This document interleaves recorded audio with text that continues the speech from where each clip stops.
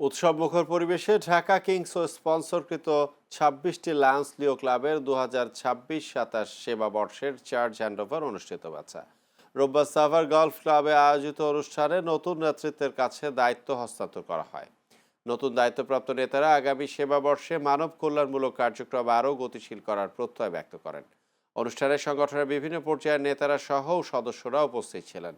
Charge handover শেষে Dhaka Kings ও স্পন্সরকৃত Lions লিও ক্লাবগুলোর নেতারা সাভারের জাতীয় স্মৃতিসৌধে পুষ্পস্তবক অর্পণ করেন।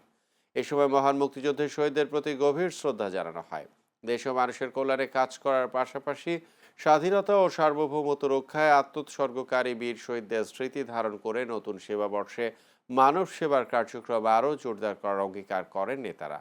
সংশ্লিষ্টরা আশা প্রকাশ করেন নতুন নেতৃত্ব দেশপ্রেম ও মানব সেবার চেতনাকে আরও সমুন্নত রাখবে।